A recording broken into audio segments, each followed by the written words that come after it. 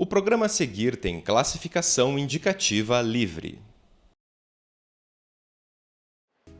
Olá, seja muito bem-vindo. A forma como nos vestimos revela quem somos para a sociedade. Falar de moda à primeira vista pode parecer um assunto finito em estilo, vestuário e confecções, mas vai além.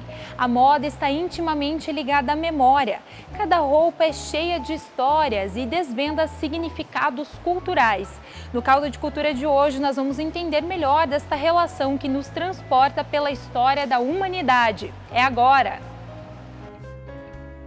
Um museu digital que tem um acervo colaborativo, a coluna Diálogos Culturais sobre Figurino Teatral e a exposição que conta a história das mulheres na sociedade por meio das roupas íntimas. O Caldo de Cultura está no ar.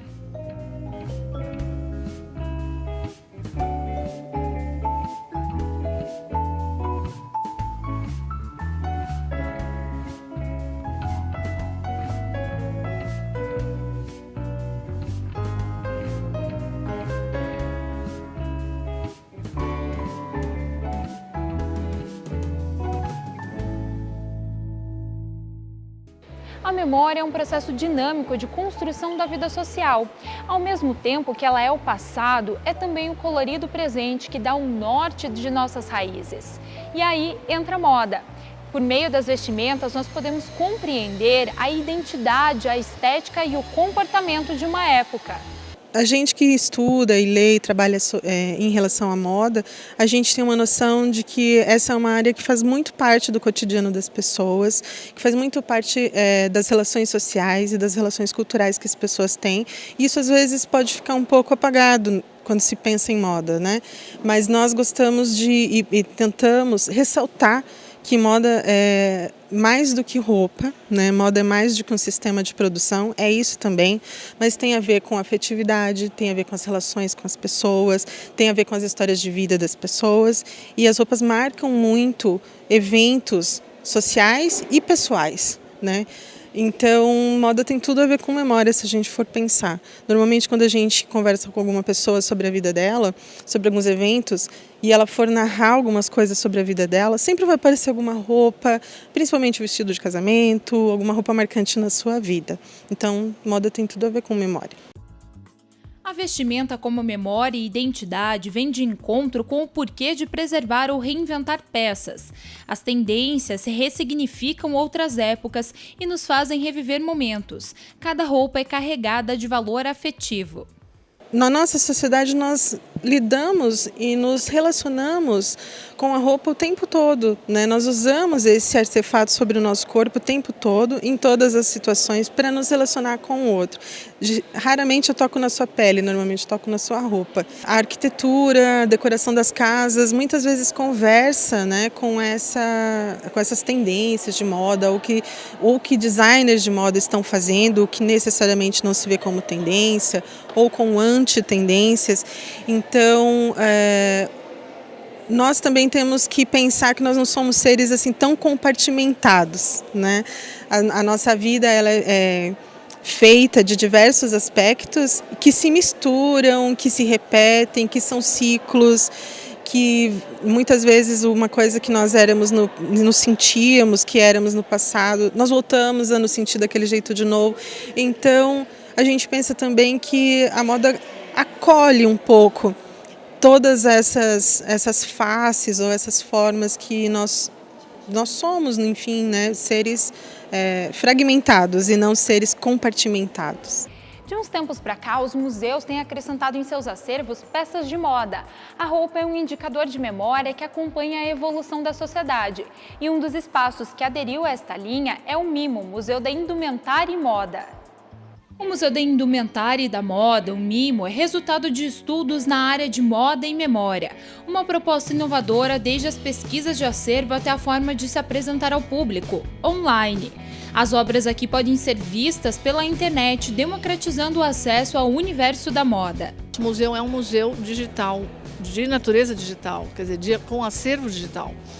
E ele surge como uma plataforma lançada, né, publicamente em maio de 2012. É um museu porque tem uma plataforma digital, porque já tem um acervo, porque já tem uma missão, tem objetivos, tem uma equipe. O acervo é repleto de fotografias, cartas e revistas, e é um espaço colaborativo. Qualquer pessoa pode enviar sua história e fazer parte do mimo. As Histórias Desveladas é o projeto em que eu faço a curadoria, que revela essas fotos, né, por meio, primeiro, da história contada por quem cedeu a imagem.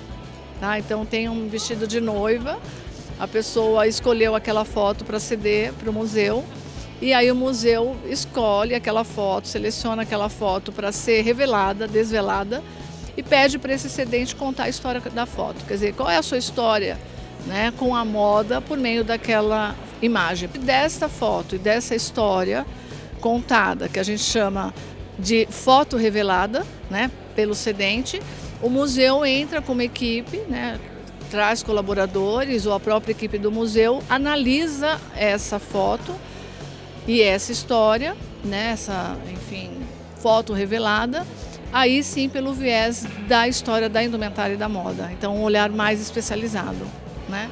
As roupas trazem sensações e lembranças importantes de nossas histórias e vivências. Elas mesmas contam e recriam histórias. Acho que o que a gente tem percebido é que, como museu, a própria pessoa que conta a história ou cede a sua foto, ela trabalha com esse rememorar, e isso mexe muito até emocionalmente com ela, né? Porque quando ela rememora, ela revive aquele momento. E muitas vezes não existe mais aquele objeto, não existe mais aquela roupa, né? Não existe aquelas referências que estão na foto. Então a própria foto é um documento de época e o museu é o meio em que ela pode reviver algo, inclusive do que ela não pode mais viver, né? Então acho que é sobretudo essa a nossa grande missão. Uma das ações do Mimo é o evento Moda Documenta, que pela primeira vez esteve em Curitiba. Profissionais da moda interessados no assunto se reuniram para relembrar a importância da indumentária na sociedade. Nós iniciamos, né, a discussão de pensar um evento que tratasse da questão dos museus e da museologia e mesmo da implementação de um museu digital. Então o seminário surge como uma iniciativa, né, uma ação, enfim, acadêmica, técnico-científica, em que nós chamávamos as pessoas, né, os especialistas, os pesquisadores, os museólogos, para dialogarem conosco esta área, né, para desenvolver ainda mais esta área dentro da área da moda, né, porque a documentação da moda é importante. A gente pensa a moda como um documento de época, como uma possibilidade de documentar a vida. E as pessoas, na verdade, né, se vestem, e quando elas se vestem, elas se colocam no mundo, e quando elas se colocam nas coisas, as coisas também revelam muito sobre elas. O evento foi se ampliando, foi se confirmando, né, e nessa 6ª edição, que veio para Curitiba, nós acabamos pensando em acrescentar algumas programações paralelas junto ao evento, né? Então o evento continua acontecendo, solidificado. Nós estamos sendo a primeira cidade a sediar o evento fora de São Paulo e também com essas programações paralelas para complementar e presentear mesmo os convidados. Aqui, os turbantes e as tranças foram usados como intermediadores para provocar um outro olhar sobre a beleza negra. No minicurso de Estética Negra, os adornos foram usados como meio para relembrar as matrizes africanas. Dentro da ideia de moda e história da humanidade, inserir o continente africano e toda a contribuição desses adornos e essas técnicas de lidar principalmente com o cabelo, de adornar o nosso corpo de uma forma bem pedagógica, né? Muito mais do que um adorno de cabelo, os turbantes têm por missão empoderar e remontar nossas origens. Feitos de tecidos dos mais diversos estilos, eles são heranças culturais africanas. Cada amarração e estampa representam alguma singularidade cultural.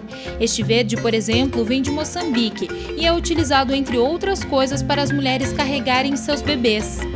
Cada tipo de adorno No caso dos turbantes, vai definir se a pessoa é casada, se é solteira, se pode usar determinado tipo de amarração, de que região da África que eu estou falando. No caso dos trançados, a gente viu que desde o Antigo Egito a gente tem muito a técnica da extensão, de usar extensões capilares como uma possibilidade, para uma versatilidade da nossa estética e não como uma obrigação. É um elemento cultural. Por exemplo, esse daqui é uma capulana de Moçambique. Moçambique também é ex-colônia portuguesa. Então, a gente tem a língua como proximidade. A capulana é uma peça coringa no vestuário feminino, porque ele pode tanto segurar a criança, ele é o elemento que está sempre presente na bolsa da moçambicana. Ele é o adorno da cabeça, ele é a saia que na hora que precisa. Então, esse conhecimento ele precisa ser transmitido de uma forma mais respeitosa. Não é para subjugar só porque vem de matriz africana. Nossa contribuição é trazer esse monte de informação. Quando eu penso em África, são centenas de povos que foram divididos, que foram colonizados, mas que o seu conhecimento permanece ao longo das gerações. Estas técnicas foram transmitidas de geração em geração por meio da oralidade. Então é importante sabermos da nossa própria história. E aí os turbantes, no caso que eu estou usando é nigeriano, quanto os trançados como uma memória ancestral, que foi passado de uma forma, através da transmissão oral, então não tinha livros explicando como se faz determinados trançados, mas a memória do mais velho para o mais novo, isso é transmitido e acaba nos fazendo debater temas que não são fáceis, que são conflituosos, que são tensos, porque falam de nossa história de escravidão, e não deixar esquecer isso de uma forma muito respeitosa, de que esses povos que foram trazidos para as Américas, cada um deles tem a sua própria história. E nós somos eco dessa história. Então, é preciso ter um respeito muito grande por essa contribuição que continuamos carregando. Como a oficina era para aprender como fazer as amarrações, nem eu resisti e acabei aderindo à moda dos turbantes.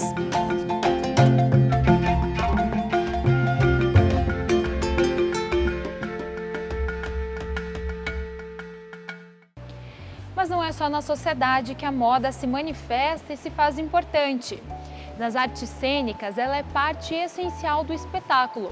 E na nossa coluna Diálogos Culturais de hoje, nós vamos conversar sobre a importância do figurino para o teatro.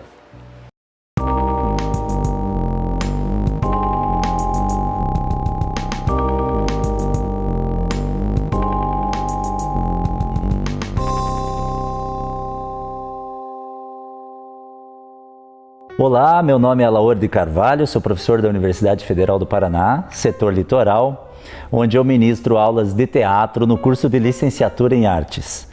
E o assunto essa semana no programa é relação à moda.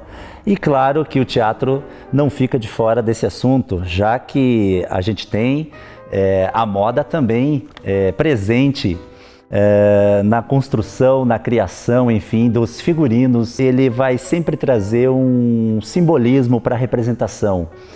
Vamos falar um pouquinho dessa importância simbólica do figurino no teatro, dentro da criação, na composição do figurino para determinados personagens e até mesmo na reconstrução de figurino, porque o figurinista dentro do teatro tem todo esse trabalho, às vezes de criar um figurino para determinada personagem. Mas tem espetáculos que necessitam apenas de uma reconstrução de um figurino mais antigo ou de um figurino onde está sendo reaproveitado de uma montagem anterior. Então, o figurinista tem um trabalho muito intenso nesse processo. Bom, o figurino tem um valor simbólico. Ele sempre vai ter uma representação artística dentro da montagem teatral. Também tem uma representação filosófica e até mesmo ideológica. E alguns personagens, dependendo do tipo de encenação, terão também uma representação social. Então o figurino expressa muita coisa dentro do teatro. O teatro é a arte da expressão. E então, o figurino, como elemento caracterizador, também vai comunicar através da textura, da cor, também alguns elementos visuais que compõem esse figurino vão dizer muito daquela personagem dentro do teatro. E isso é muito importante, pois vai influenciar também na representação do ator, na interpretação do ator. Então, o figurino tem que ser muito bem trabalhado em composição com as ideias do autor, do diretor e também, por que não, do ator. O figurinista, então, sempre vai trabalhar em conjunto com todas essas funções dentro da encenação teatral. Bom, mas o figurino também tem suas origens históricas. Onde começa essa história, né? Alguns autores vão falar do período pré-histórico, onde o homem necessita se proteger do calor, do frio. Então, nasce aí a primeira vestimenta, considerada a primeira vestimenta da história, né? As peles dos animais com os homens das cavernas usavam para se proteger do frio. Essa é considerada então a primeira vestimenta da história. Mas falando em vestimenta, claro que com o decorrer do tempo vão vindo outros conceitos. Então nós temos aí para diferenciar o que é figurino, o que é vestuário, o que é indumentária. Então são três fatores que o figurinista vai ter que trabalhar, estudar, pesquisar para desenvolver o figurino do seu espetáculo. Bom, vestuário é o conjunto de peças, né, que a gente usa para se proteger do frio, do calor, enfim. E aí, claro, as peças que usamos vai depender da nossa necessidade. Então a gente parte do sentido de que usamos aquilo que necessitamos. Então se eu preciso me proteger do frio, vou usar uma roupa mais pesada. Se eu estou com calor, uma roupa mais leve. Então o vestuário significa esse conjunto de peças, de roupas que usamos no dia a dia, no cotidiano. Já a indumentária tem um conceito um pouco mais elaborado. A indumentária já é um figurino, uma roupa que vai identificar uma época, vai identificar uma história, vai identificar uma cultura, uma determinada cultura. Então o conceito de indumentária já diz respeito a uma amplitude maior das peças de roupa. Vai representar aquela cultura, aquele fato histórico de uma época. Então se você faz uma pesquisa histórica de um espetáculo histórico, vai ter que trabalhar com a indumentária da época, os figurinos de época. Já o conceito de figurino, então, é o conjunto dessas duas coisas. Quer dizer, é o conjunto do vestuário com a indumentária. Ele vai se tornar figurino a partir do momento que chega em cena no corpo do ator. Entrou em cena, esse vestuário ou essa indumentária passa a se chamar figurino. Então é um conceito bacana para a gente diferenciar o que é um figurino, o que é um vestuário ou uma indumentária. E claro que esse figurino, então, vai significar algo dentro da montagem, dentro do espetáculo teatral. Tem um autor que diz que o figurino é considerado a segunda pele do ator, justamente para que esse ator represente cabalmente aquele personagem que ele está desenvolvendo, e o figurino vai ser, digamos assim, a representação visual daquele personagem que ele está interpretando. Na encenação contemporânea hoje, então, o figurino ganhou um status muito mais, digamos assim, primoroso do que antes. Antes, o figurino era simplesmente o elemento caracterizador da personagem. Hoje não. Hoje, além de ser elemento caracterizador, o figurino passa também a ser significante, ele passa a ser símbolo de algo daquela personagem. Ele vai desenvolver os significados também daquela personagem. Então, os figurinos hoje em dia são trabalhados com conceitos muito mais amplos do que antigamente. E claro que os figurinos cênicos, então, vão sempre estar em conjunto com as ideias de um autor, de um diretor cênico e também de um ator que está representando aquela personagem. Bom, é isso aí, falando um pouco de figurino, já que o assunto foi moda a semana toda no programa, e a gente volta numa próxima oportunidade com outro assunto aqui, falando mais dos elementos do teatro. Muito bem, espero que vocês tenham curtido aí e apreciem melhor agora os figurinos que vocês verão nas próximas peças teatrais que vocês assistirem. Muito obrigado e até a próxima. O caldo vai a um rápido intervalo e depois você confere a oficina de sapatos de moda autoral e o coletivo que distribui moda pela cidade.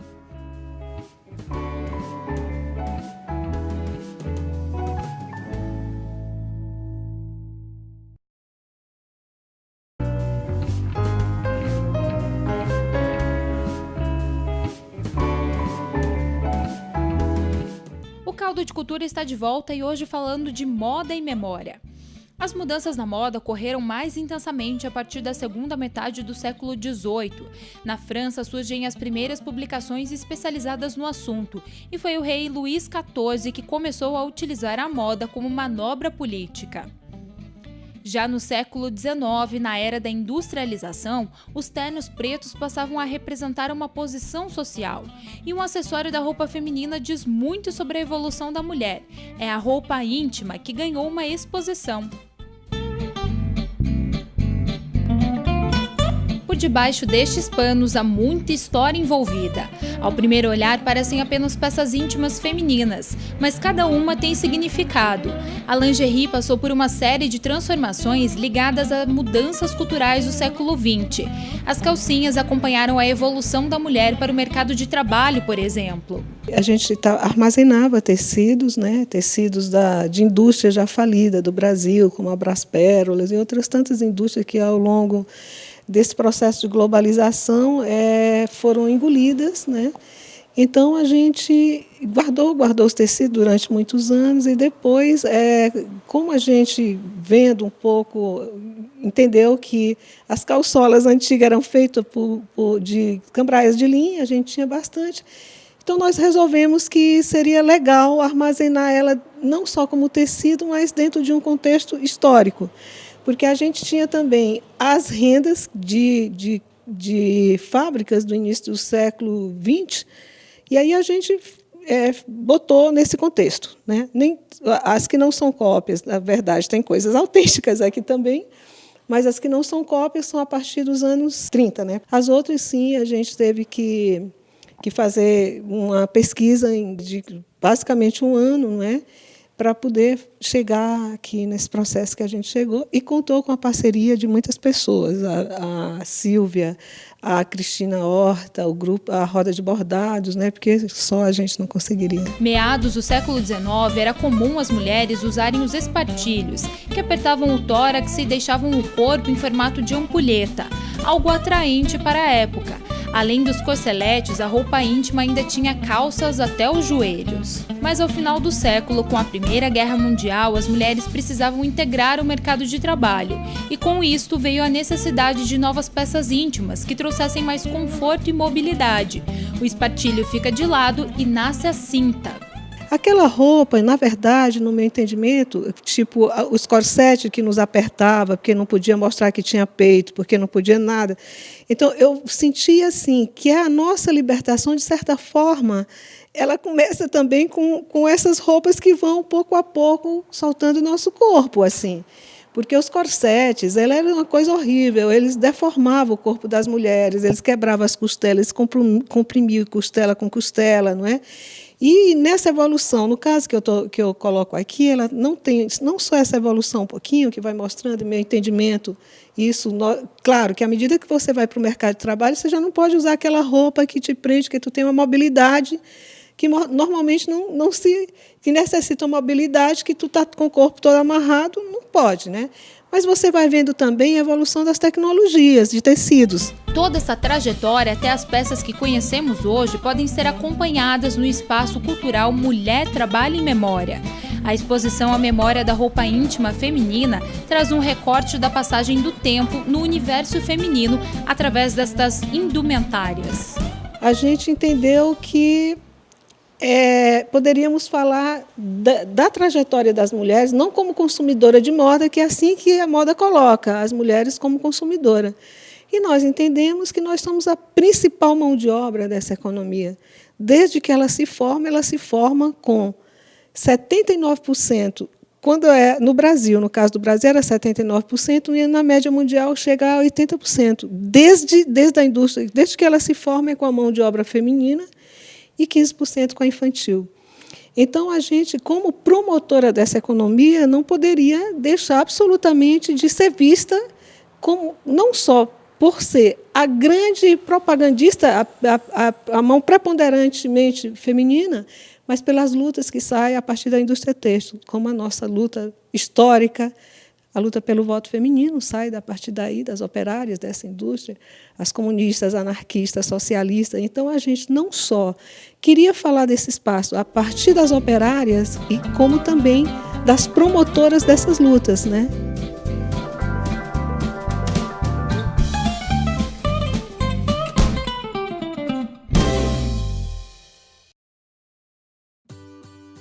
Vestir os espaços com roupas feitas de trabalhos manuais para despertar nas pessoas novas formas de se relacionar e ver a cidade. Este é o trabalho do coletivo Mãos Urbanas, que você vai conhecer agora no Caldo de Cultura. Vem comigo! É neste café aqui em Curitiba que as meninas se reúnem, então, para fazer os crochês, e nós vamos conversar com a Ana, que é uma das integrantes.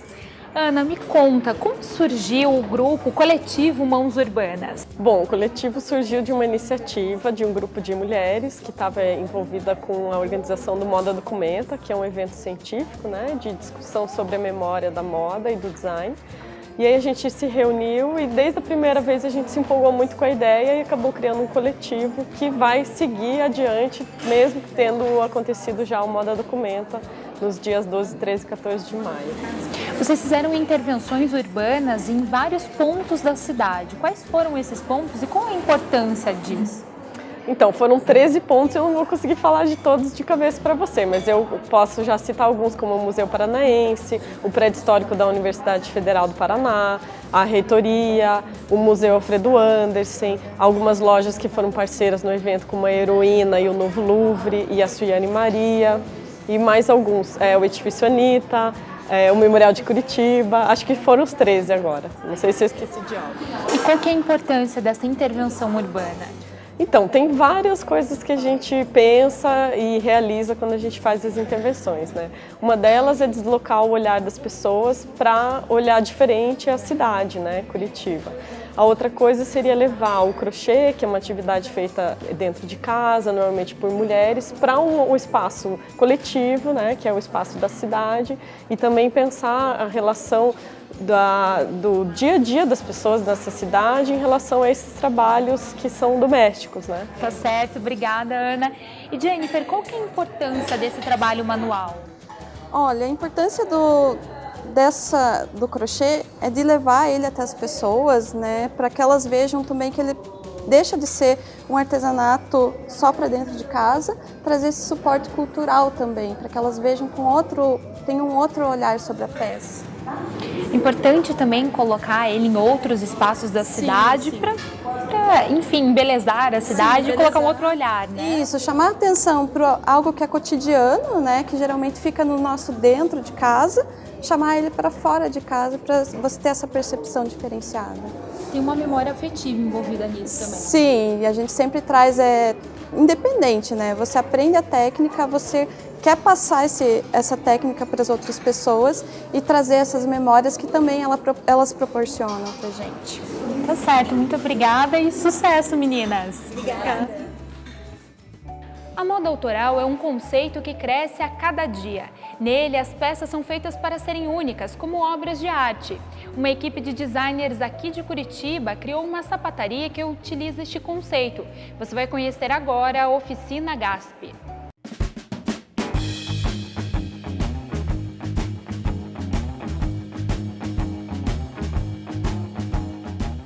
A Gasp, ela trabalha com técnicas clássicas de sapataria, um resgate da profissão como era antigamente, que você ia comprar o sapato na sapataria e você via o seu sapato sendo pronto, sendo feito, né? E é essa experiência que a gente quer proporcionar hoje.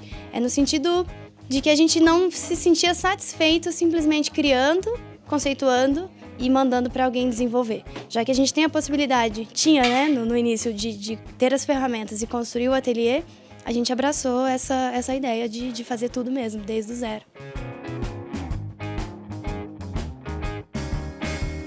Entre outras milhares de profissões que meu pai tem, ele é sapateiro, né?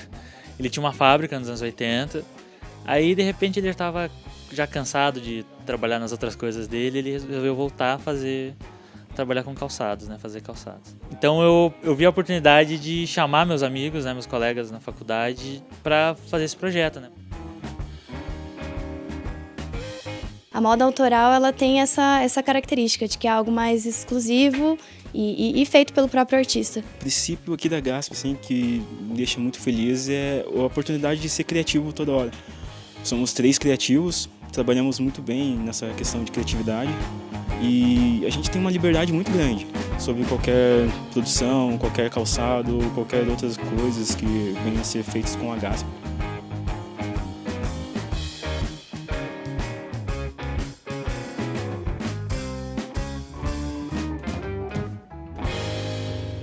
O Caldo de Cultura fica por aqui. Não esqueça de nos acompanhar em nossas redes sociais. Na semana que vem eu te espero com mais Caldo de Cultura. Tchau!